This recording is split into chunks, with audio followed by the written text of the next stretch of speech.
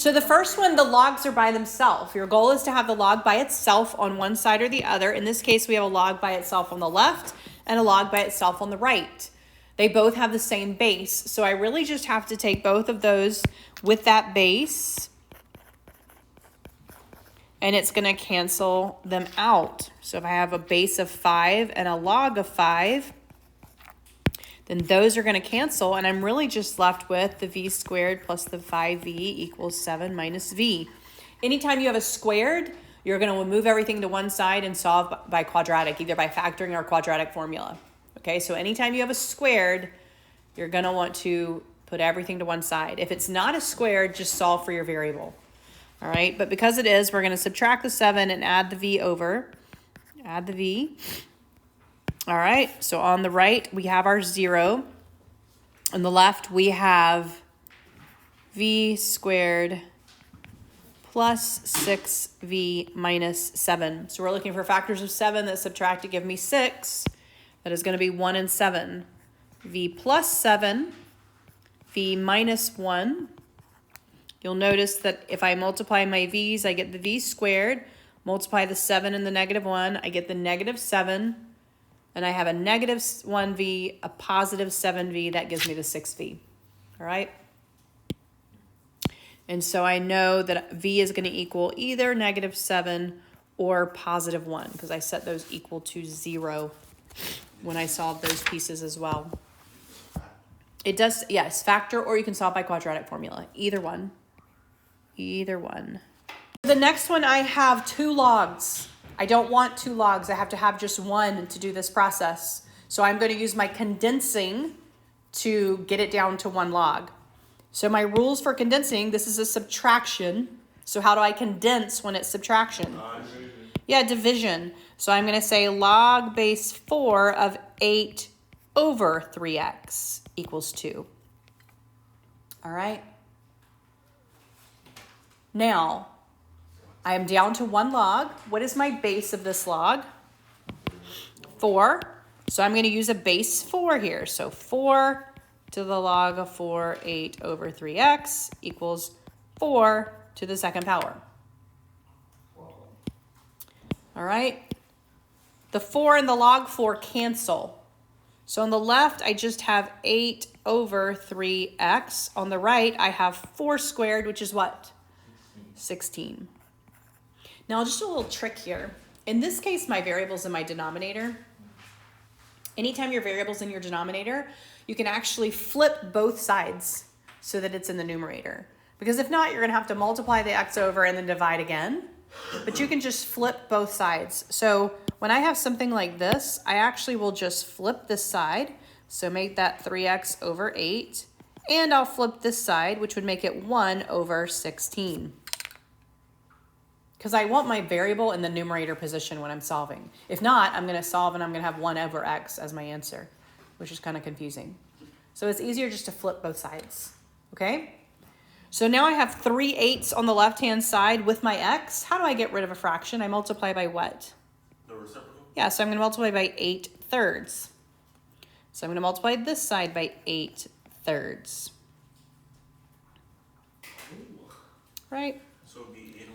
Right, so this cancels here, and I have just x. My 8 and my 16 cancel, so I have 1 over 6. They want you to round to the nearest 10 thousandths. This is a repeating decimal. So if you put that in your calculator, nearest 10 thousandths, tenths, hundredths, thousandths, 10 thousandths, 4 decimal places, okay? So it's 0.166. This is repeating 6, so we just round that 7 there. So that is how they got that particular answer.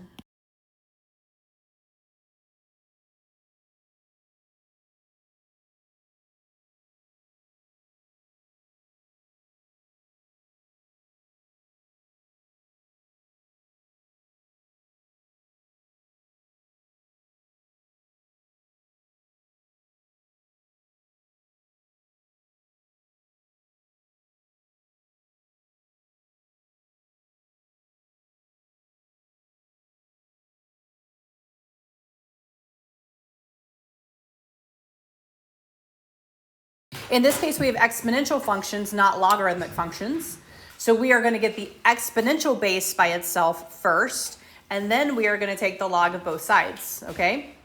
You can do it a couple of ways. You can take the log of both sides and just divide it over, or you can do change of base. So on these, I'm probably going to do the log of both sides just so you can expand it.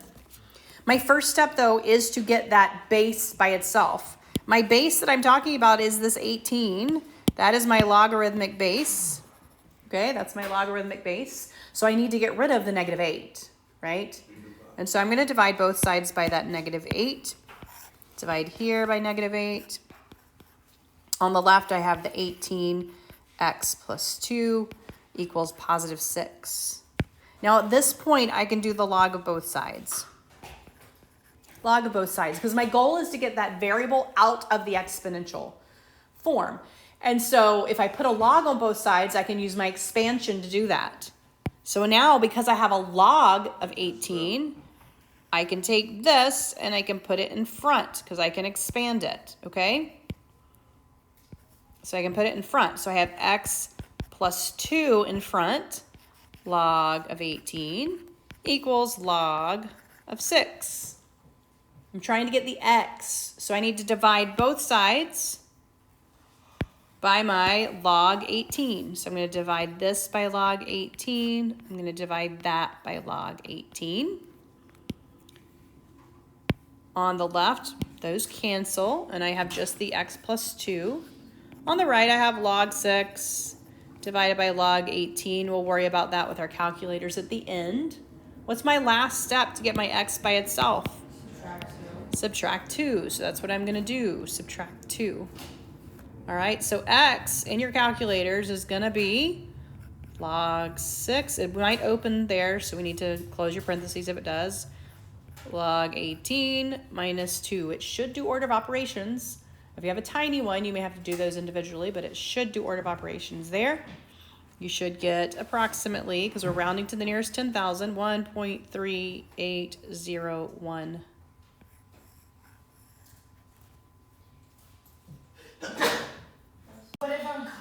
So on this one, I still want the 19. My 19 is my base. So I still want this by itself, which means I have to get rid of that 10. So I'm going to add my 10 to both sides. I have 19k plus 2 equals 3. All right, and I'm actually going to scoot that over a little bit. Now, I can get rid of a base using a log with the same base. Okay, so I can do log base 19 of both sides. All right, base cancels out base. So these cancel, and I have k plus 2 equals log base 19 of 3. And you can use your change of base. Change of base is just the log, your common log of the big guy over your common log of the base. So in your calculator, you would do log of 3 divided by log of 19 for this part. And that's what k plus 2 equals, okay? And then I'm just going to subtract my 2 over. So my k is going to equal my log 3 divided by log 19 minus 2. Now, had I done it the other way, so let's say I take this guy. All right, and let's do it the other way. Add 10. 19k plus 2 equals 3. Let's say I just do the log of both sides like I did on the prior problem. Log of this, just common log, log base 10.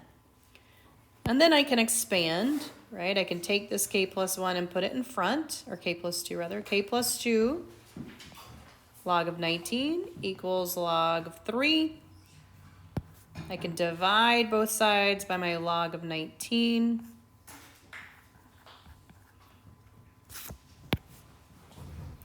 So I have k plus 2 equals log of 3 over log of 19, and I can subtract my 2. And you'll see it's the same thing that I got when I did it the other way. So you can either always use log and just expand and solve, or you can use log of whatever base you have and do change of base. Either one works. I find that students usually do well doing log and expansion because they've done expansion already, right? But either way works. When you put that in, by the way, you should get Negative 1.626. negative 1.6269 when you round it to 4 decimal places.